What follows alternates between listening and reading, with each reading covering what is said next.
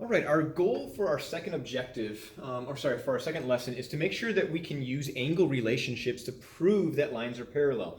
We are continuing with topic 2 with parallel and perpendicular lines, but our focus today is on proving that lines are parallel.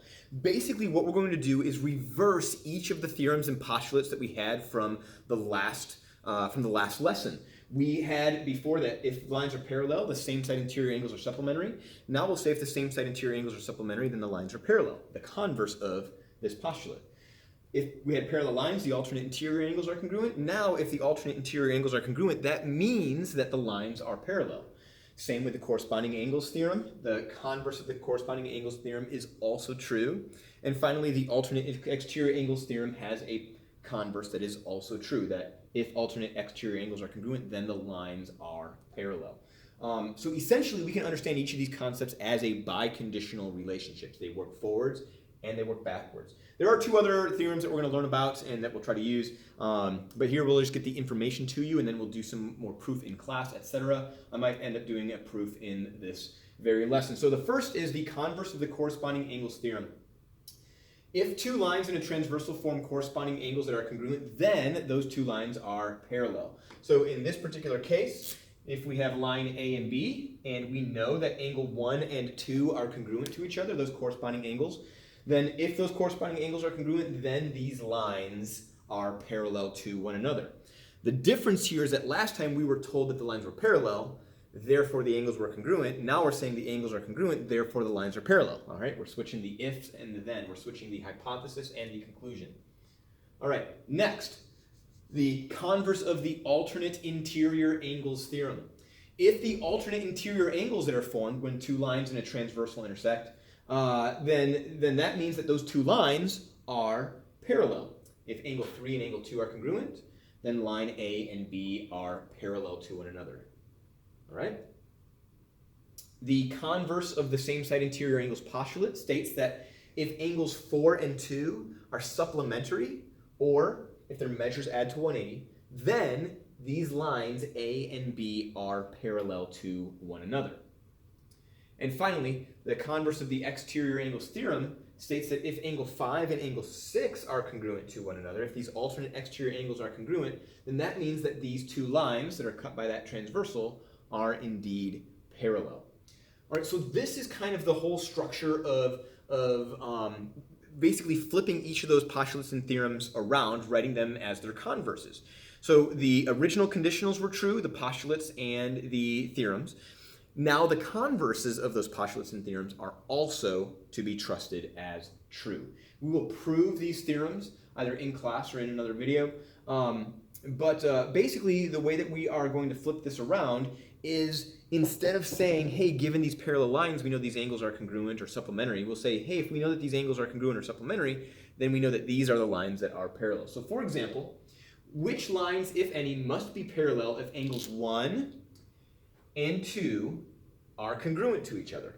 Well, if those angles are congruent to each other, then that means they are interior between these two lines.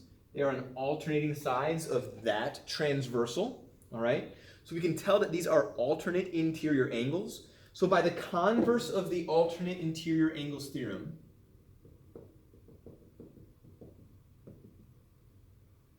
that's this theorem, then we know that these two lines are the parallel lines, all right? So which two lines are those? Well, this line right here is line DE. And line DE will be parallel to line KC. Second, which lines, if any, must be congruent if angle 3 and angle 4 are congruent? Here's angle 3, here's angle 4. The lines that make up those angles are this line and this line make up angle 3. This line and this line again make up angle 4. And so what I want for you to do is say which theorem, which converse, are we going to use to say that these lines are parallel, and what are the names of the lines that are parallel? Write your answer like this. You do this one. All right. So applying these theorems, pause the video if you need to, of applying these theorems is going to be a little bit backwards from what we did in the last lesson and what we did in our last set of exercises. The exercises are going to look the same, except that the lines will not be marked parallel. Instead, you'll be told that, hey, these angles are congruent or these angles are supplementary, and then your job will be to say which lines, in that case, are going to be parallel, just like we did. There's another trick on that where we're maybe using expressions to say which value of x will make these lines parallel, which value for the variable is going to make these lines parallel.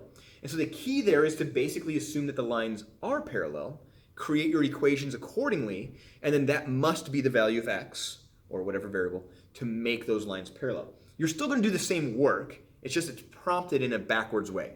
Instead of saying these lines are parallel, make your equations, it'll say make the equations that will make these lines parallel. All right?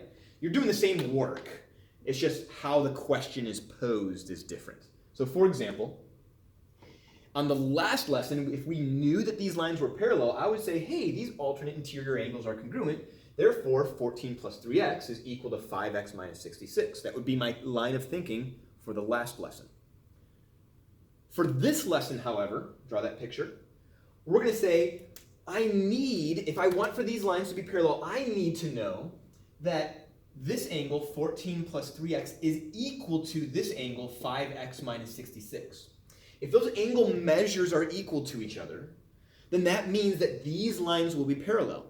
And if these angle measures are equal to each other, then that tells us something. Here we would add 66 to both sides. We would subtract 3x's from both sides. We would divide both sides by 2 to say this value of x would make these lines parallel. Because if x equals this number, then it means 2x equals this, which means that 80 plus 3x is going to equal 5x, which means that 14 plus 3x is equal to 5x minus 66, or this expression is equal to that expression. This angle measure is equal to that angle measure. And if these alternate interior angles are congruent, then these two lines are parallel. So it's the same computation, it's just that the question is posed in a different way, all right? It makes you think about the situation in reverse. Here are two other theorems, and I will attempt to walk through their proofs as well. All right, if two lines are parallel to the same line, then they are parallel to each other. So basically here, if A is parallel to C, that's what these markings mean, A and C are parallel. And if B is parallel to C, that's what these markings mean. Then that means that A and B are parallel. They are not marked. So what I'm going to do is I'm going to draw in transversal T, all right? Through any 2 points, there exists one line, and so I can draw that transversal. I'm allowed to do that. And basically what I'm going to say is, in this situation, I'm going to have a series of angles. I'm going to have angle, let's do 1 and 2 and 3. We'll go in that order. And what I'm going to be able to say by that is, given that A is parallel to C and B is parallel to C, I can say that angle 1 is congruent to angle 2 by the corresponding angles theorem. And I can also say that angle 2 is congruent to angle 3, also by the corresponding angles theorem. And so that means if 1 is congruent to 2 and 2 is congruent to 3, I know that angle 1 is congruent to angle 3 by transitive POC. If those angles are congruent, then that means that those corresponding angles, imagine this without line C in there, if these corresponding angles are congruent, then that means that line A is parallel to line B by the converse of the corresponding angles theorem. That would be our 5-step proof to show that A and B are parallel. On this item, I'm actually not going to work through this proof just because of time. Theorem 2.9 states that if two lines are in the same plane and perpendicular to each other, this part is necessary, all right, because we can have lines that are not in the same plane that are perpendicular, but you can have non-coplanar lines that are perpendicular to the same line, but they'll be skew, right? They won't be parallel to one another. So if two lines in the same plane are perpendicular to the same line, then those lines, they are parallel to one another. So if A is perpendicular to P and B is perpendicular to P, then that means that A and B are parallel. All right, so the way that we're going to explore this is we're going to plan out what this proof would look like. Which angle would you use with angle 1 to prove theorem 2.9 using the converse of the alternate interior angles theorem? So we want for line R and S to be parallel. We want that. We don't know that they are yet. We're going to prove that they are. All right? So I'm going to say, given that R is perpendicular to T and S is perpendicular to T, we are going to prove that R is parallel to S. I guess I am doing this proof. All right, but I'm using this exercise. So we are going to use angle 1 and angle 3 to answer this question. We're going to use angle 3.